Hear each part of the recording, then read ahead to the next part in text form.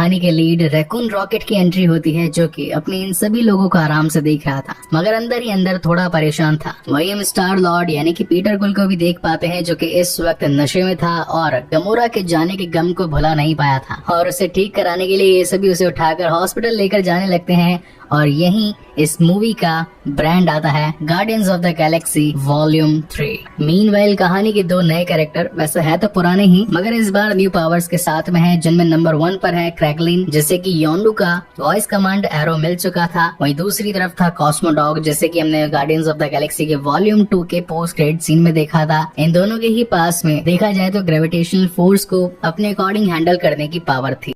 क्रैगलिन उस एरो पर कमांड पाने की कोशिश करता है, क्योंकि योंडू के बाद उसे चलाने वाला कोई नहीं था। वही कॉस्मोडॉग, जो कि एक वॉइस डिवाइस की मदद से अपने सारे थॉट्स शेयर कर रहा था, उसके पास में भी पत्थरों को हवा में उड़ाने और उन्हें अपनी तरफ से कंट्रोल करने की पावर थी। इसी बीच एडम वॉरलॉक का हमला होता है और वो रैकून को यहाँ लेने के लिए आया था। इस कहानी के मेन विलन दी हाई एवोल्यूशनरी के कहने पर, अब क्योंकि टीम साथ में थी तो उससे लड़ाई करना स्टार्ट करते हैं। हर कोई इसके ऊपर वार करता है, बट उसकी पावर्स बहुत ही बेहतरीन थी। और एक वक्त तो ऐसा आता है जब वो ग्रूट को रगड़ कर आधा कर देता है। आधा तो क्या मतलब, उसकी बेचारे की सिर्फ मुंडी ही बचती है। काफी सारी गोलियां चलती है और इसी के साथ वो उसे रोकने में कामयाब तो हो जाते हैं, लेकिन हमारा रैकून रॉकेट घायल हो जाता है। जब उसकी बॉडी को स्कैन किया जाता है तो इन्हें ये पता चलता है कि इसकी बॉडी में एक ऑटो डिसमेंटल डिवाइस लगा हुआ है, जिसे कि सिर्फ एक पासवर्ड के थ्रू ही क्रैक किया जा सकता है। ये डिवाइस धीरे धीरे करके इसकी जान ले रहा था। अब रॉकेट को कुछ हो ना जाए, इसी वजह से गार्डियंस ऑफ द गैलेक्सी उसे बचाने के लिए उस कोड को डिकोड करने के लिए निकल पड़ती है। मीनवाइल यहाँ पर रैकून रॉकेट की थोड़ी सी पास्ट लाइफ दिखाई जाती है। जब वो एक छोटा सा बच्चा था, तब द हाई रेवोल्यूशनरी ने उसे अपने पास प्रोजेक्ट 89 में डालकर उस पर बहुत सारे एक्सपेरिमेंट करे और उस प्रोजेक्ट का नाम उसे दिया गया 89P13। मीनवाइल हम द हाई एवोल्यूशनरी को देख पाते हैं, जिसकी पावर्स बहुत ज्यादा हैं। ऑलमोस्ट इसे सस्ता कैंग द कॉन्करर भी कह सकते हैं, या फिर जो इसके वॉल्यूम 2 में पीटर के फादर थे ईगो, उनसे थोड़ा सा डेवलप्ड वर्जन भी कह सकते हैं, क्योंकि इस अकेले बंदे ने कई सारी न्यू स्पीशीज को जन्म दिया, जिनमें सोवेरियन भी शामिल थे। ये लोग दिखने में बहुत ज्यादा स्मार्ट और इसी के साथ दिमाग में बहुत ज्यादा एडवांस थे। यहाँ पर सारा रेफरेंस वॉल्यूम 2 से लिया गया है, क्योंकि मूवी के एंड में सोवेरियन क्वीन कह रही थी कि अब एडम को जगाना ही होगा। तो यहाँ पर ये था एडम वॉरलॉक, जो कि शरीर से ताकतवर लेकिन दिमाग से कमजोर था। मगर इन्हें एक मौका और मिलता है रैकून को हाई एवोल्यूशनरी के पास लाने का। अब इन्हें रॉकेट की जरूरत क्यों है वो तो आपको कहानी में आगे ही पता चलेगा। मीनवाइल सीन शिफ्ट होता है उन्हीं के हेडक्वार्टर्स में, जहाँ से इन सारी स्पीशीज को कंट्रोल किया जाता था। इसी के साथ पास्ट एक्सपेरिमेंट और प्रेजेंट में जितने भी प्रोजेक्ट्स चल रहे थे, वो सारी इंफॉर्मेशन एक लिविंग प्लेनेट में कैद थी।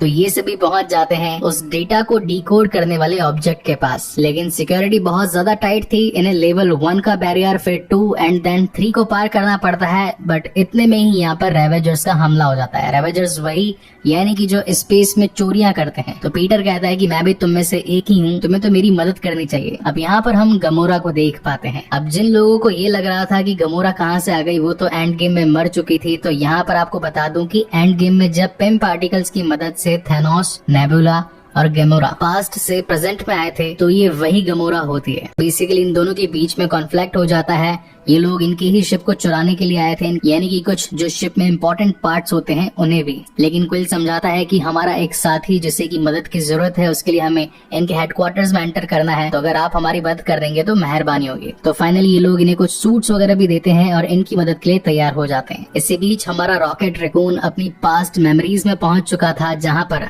हम लोग दी हाई एवोल्यूशनरी को देख पाते हैं, जो कि इस वक्त अपने दोनों असिस्टेंट रिकॉर्डर थील और रिकॉर्डर विम से बात कर रहा था और कह रहा था कि ये हमारा अभी तक का one of the best project रहा है, क्योंकि इसके अंदर सोचने समझने की ताकत है। इसके दिमाग की मदद से हम अपने आने वाले प्रोजेक्ट्स को और भी ज्यादा बेहतरीन बना सकते हैं। जहाँ पहली बार वो रैकून नीला आसमान और हवा में उड़ता एक रॉकेट देख पाता है, जिसके बाद उसे एक लैब में ले जाया जाता है और यहाँ एवोल्यूशनरी उससे अपना प्रोजेक्ट 90 दिखाता है। इसके अंदर सिर्फ कुछ सेकंड्स में ही हजारों साल का एवोल्यूशन हो सकता था। मगर दिक्कत की बात ये थी कि वो सारे एनिमल, वो सारे के सारे प्रोजेक्ट्स बहुत ही ज्यादा हाइपर, गुस्सैल और झगड़ेलू बन रहे थे। एक आदर्शवादी दुनिया के लिए ऐसे प्रोजेक्ट्स काम में नहीं आने वाले थे। जिस पर रैकून कहता है कि आपको माइक्रोट्रैकोंड्रिया की गैस को रिलीज करना पड़ेगा। उसकी वैल्यूएशन कम होने की वजह से इनके अंदर गुस्सा बढ़ता जा रहा है। अगर वो ठीक हो गया तो आने वाले 1000 सालों में ये बहुत ही ज्यादा खुश और अच्छे बन जाएंगे। ये सब कुछ सुनकर दी हाई एवोल्यूशनरी अचंभे में पड़ जाता है कि आखिर मेरे दिमाग ने, मेरी पूरी रिसर्च ने इतने सालों तक जो नहीं कर दिखाया वो सिर्फ एक छोटे से रैकून ने कर दिया।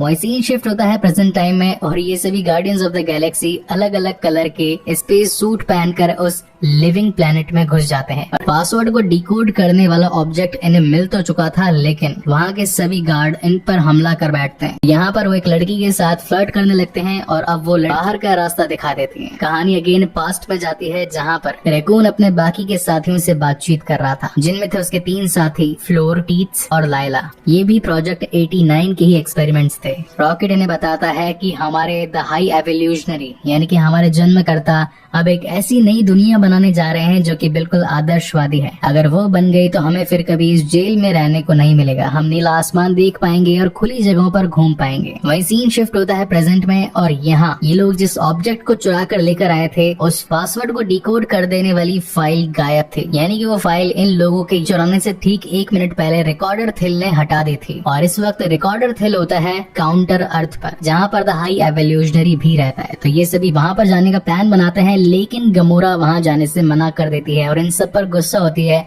कि क्या तुम्हें द हाई एवोल्यूशनरी की पावर्स के बारे में मालूम भी है कि वो कितना ज्यादा ताकतवर है? तुम लोगों को तो वो चुटकियों में खत्म कर देगा। जिसके बाद ये सभी गार्डियंस ऑफ द गैलेक्सी की टीम निकल पड़ती है काउंटर अर्थ पर। अब यहाँ वही वाले सीन दिखाए जाते हैं जो कि हमें गार्डियंस ऑफ द गैलेक्सी के हॉलिडे स्पेशल वाली शॉर्ट मूवी में दिखाई पड़े थे। यानी कि आसमान में उड़ता है इनका फ्लाइंग ऑब्जेक्ट जिन्हें नीचे से इंसान देख रहे थे, और ये काउंटर अर्थ थी जहाँ पर थोड़े से अनयूजुअल क्रीचर्स थे। मतलब थे तो इंसानी शरीर जैसे ही, लेकिन किसी की आंख छोटी थी, कान बड़े थे, नाक ज्यादा लंबी थी। ऑलमोस्ट सभी में किसी न किसी एनिमल का एक डीएनए मिक्सचर था। यहाँ पर ये सभी आते हैं और कहते हैं कि हम ज्यादा आपको नुकसान पहुंचाने नहीं आए हैं, हम तो बस खाली द एवोल्यूशनरी से मिलना चाहते हैं। इसी बीच गलती से ड्रैग से एक बॉल गिर जाती है बच्ची पे और वो लोग आकर इन्हीं पर ही पत्थर वगैरह मारने लगते हैं। वो सीन बहुत ज्यादा फनी था। आई होप आपने वो सीन ट्रेलर में भी देखा हो इस मूवी के। लेकिन यहाँ पीटर सभी को शांत करवाता है और कहता है कि हम दुश्मन नहीं, हम दोस्त हैं, हमें तो बस हमारे एक दोस्त की जान बचानी है, उसके लिए द एवोल्यूशनरी से मिलना है। तो एक फैमिली इनकी हेल्प करती है और इनको अपनी कार भी देती है। अब जहाँ घायल रैकून रॉकेट के पास गमोरा रुकी थी, वहीं ये सभी उस खटारा कार में बैठकर द हाई एवोल्यूशनरी से लड़ने के लिए निकल पड़े थे। लेकिन यहाँ व्यूअर्स को रिवील होता है कि एवोल्यूशनरी ने खुद जाल बिछाया था इन सभी को यहाँ बुलाने के लिए, क्योंकि जब आज से कुछ सालों पहले द हाई एवोल्यूशनरी को ये पता लग चुका था कि प्रोजेक्ट 89 की माइंड पर और ज्यादा रिसर्च करके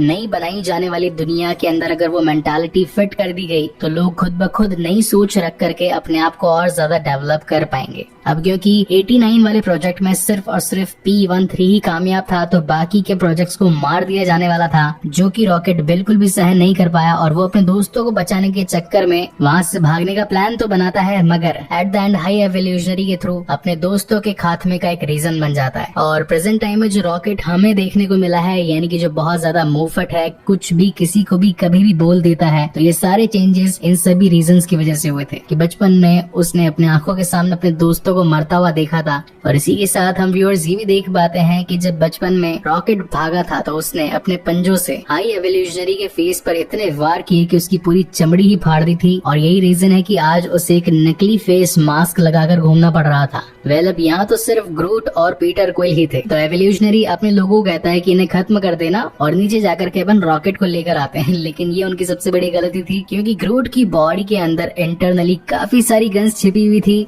जहाँ पर इस मूवी का one of the best fight sequence दिखाया जाता है। एंड एज यूजुअल मार्वल की मूवीज हैं तो टॉप CGI, VFX और ग्राफिक्स तो देखने को मिलने ही वाले। खैर, इन लोगों का मेन शिकार था रिकॉर्डर थिल, और ये कैसे तैसे उसकी आंख और उसके माइंड में से वो सारी फाइल्स निकाल लेते हैं और रॉकेट को बचाने में कामयाब भी हो जाते हैं। लेकिन इसी बीच गड़बड़ ये हो जाती है कि मेंटेस और ड्रैग्स उसके ही स्पेसशिप में फंसे रह जाते हैं। हाई एवोल्यूशनरी अपने एवोल्यूशन को लेकर के इतना ज्यादा पागल था कि वो किसी भी कीमत पर 89 P13 को पाना चाहता था, लेकिन उसके चक्कर में काफी सारे लोग और उसी के सिपाही मरते जा रहे थे। तो एट द एंड वो लोग उसके खिलाफ हो जाते हैं, जहाँ पर द हाई एवोल्यूशनरी को गुस्सा आता है और वो इस पूरे शिप को इस प्लेनेट से बाहर निकाल कर इस प्लेनेट को ही खत्म कर देना चाहता था। और धीरे धीरे करके उस प्लेनेट पर बहुत सारे ब्लास्ट होते हैं और एक जीती जागती सिविलाइजेशन इन गार्डियंस ऑफ द गैलेक्सी की आंखों के सामने खत्म होती जा रही थी। मीनवाइल कहानी में बहुत सारे छोटे छोटे इंसिडेंट्स होते हैं जो कि मैं स्टेप बाय स्टेप आपको एक ही बार में बता देता हूँ ताकि स्टोरी डिस्टर्ब ना हो। नंबर 1, उस शिप पर काफी सारे प्रोजेक्ट्स के साथ साथ लिविंग बीइंग यानी कि बच्चे भी मौजूद थे जिन्हें की समय के साथ एक नई दुनिया में भेजा जाने वाला था, लेकिन उनमें दिमाग की कमी थी। मतलब यही रीजन था कि द एवोल्यूशनरी को रॉकेट चाहिए था। नंबर 2 वाला इंसिडेंस, हमारा एडम वॉरलॉक जिंदा था। पहले तो गार्डियंस ऑफ द गैलेक्सी के खिलाफ था, लेकिन ग्रूट ने उसकी जान बचा दी और ये कहा कि तुम्हें भी एक दूसरा मौका मिलना चाहिए, तो ये भी अब इनकी टीम को ज्वाइन कर लेता है। और नंबर 3, क्रैगलिन पूरी तरीके से उस वॉइस कंट्रोल एरो को चलाना सीख जाता है। हालांकि एक मुश्किल वक्त पड़ने पर कॉस्मोडॉग भी उसका साथ देता है, लेकिन सचमुच देखने में सीन काफी बेहतरीन था। गुस्से में आया दी हाई एवोल्यूशनरी अपने सबसे खतरनाक एक्सपेरिमेंट्स को गार्डियंस ऑफ द गैलेक्सी को खत्म करने के लिए भेज देता है और यहाँ पर ये सभी एक एक करके उन सभी का सामना करते हैं, यानी कि हर एक का परफेक्ट एक CGI शॉट दिखाई पड़ता है जो कि स्टेप बाय स्टेप उनके खूंखार एक्सपेरिमेंट्स को खत्म करते जा रहे थे। मार्वल की लाइट टोन वाली इस मूवी को जितना ज्यादा फनी रखा गया है उतना ही ज्यादा लोडेड एक्शन भी रखा गया है। मेरी तरफ से मूवी कंप्लीट पैकेज था। एवोल्यूशनरी का स्पेसशिप बहुत ज्यादा करीब आ चुका था सेलेस्टियल स्कल के और यहाँ पर कॉस्मोडॉग इन दोनों को ही आपस में जोड़े रखता है, जहाँ ये guardians of the Galaxy evolutionary के शिप में जितने भी प्रोजेक्ट्स थे यानी कि बच्चे, एनिमल, कोई दूसरे मिथिकल क्रीचर, उन सभी को बचाकर क्रैगलिन के पास भेज देते हैं। और फिर आती है रॉकेट और दी हाई एवोल्यूशनरी के बीच की फाइट। इस बार तो वो उसे छोड़ने वाला नहीं था और वो उसकी ऐसी की तैसी कर देता है, जिनमें पूरी गार्डियंस ऑफ द गैलेक्सी की टीम उसका साथ निभाती है, मगर एंड में सिर्फ और सिर्फ अपना वॉकमैन पीटर क्विल पीछे भूल जाता है, तो उसे बचाने के चक्कर में स्पेस में ही खो जाता है। लेकिन उसे भी कैसे तैसे एडम वॉरलॉक बचाकर उनके लोगों के पास वापस ले आता है। और इसी के साथ ही मूवी यहीं पर खत्म होती है। लेकिन इस मूवी की जो एंडिंग थी वो बहुत ही ज्यादा रिलेटेबल थी, क्योंकि एक ट्रायलॉजी थी, तो इसे खत्म करने के लिए जेम्स गन ने इसे बहुत ही हैप्पी एंडिंग दी। अच्छा म्यूजिक, अच्छा डांस, हैप्पी फेसेस। और यहाँ ये बताया जाता है कि पीटर क्विल वापस से अपनी अर्थ पर जाना चाहता है, क्योंकि उसने दुनिया को बचाने के लिए अपने बहुत साल लगा दिए। अब उसे एक फैमिली की जरूरत है। Same goes with Gamora, Nebula and Drax also. इसी के साथ साथ गार्डियंस ऑफ द गैलेक्सी की टीम का लीडर बना दिया जाता है रॉकेट रैकून को, और ये मूवी यहीं पर खत्म होती है। अब बात करते हैं इसके एंड क्रेडिट और पोस्ट क्रेडिट के सीन पर। एंड क्रेडिट में हम देख पाते हैं कि ग्रूट का साइज बहुत ज्यादा बड़ा हो चुका है और अब इनकी टीम में जो शामिल है वो है क्रैगलिन यानी कि वॉइस कमांड जो एरो को चला रहा था। इसी के साथ साथ एडम वॉरलॉक, कॉस्मोडॉग, एवोल्यूशनरी के शिप से बचाई गई एक बच्ची जो कि जुप जुप करती थी। खैर मजाक कर रहा हूँ। अगर कॉमिक्स की बात करें तो एला मार्वल की बेटी हो सकती है। हालांकि इसकी पावर्स अभी तक रिवील नहीं हुई है, लेकिन MCU के क्रिएटर केविन की बात करें तो हो सकता है कि शायद इसके ऊपर एक डेडिकेटेड मूवी भी आ जाए। और अब इनकी टीम में एक छोटा सा नया क्रीचर और हो चुका है, नाम तो अभी मुझे भी नहीं पता। अगर आप लोगों में से किसी को उसका नाम पता हो तो कमेंट सेक्शन में जरूर बताइएगा। और इसी के साथ वॉल्यूम 4 के लिए एक new guardians of the Galaxy की टीम जनरेट हो चुकी है। यहाँ पर एंड क्रेडिट सीन खत्म होता है। बात करते हैं पोस्ट क्रेडिट की, तो इस वक्त पीटर क्विल आ चुका होता है अपने नाना जी के पास में, और यहाँ ये बैठकर खाना खाते हुए एक अखबार रीड कर रहे थे जहाँ पर केविन बेगिन का नाम आता है और ये बताया जाता है कि वो वापस लौटेगा। इसका सीधा reference guardians of the Galaxy के हॉलीवुड स्पेशल वाली 41 मिनट की शॉर्ट फिल्म से है।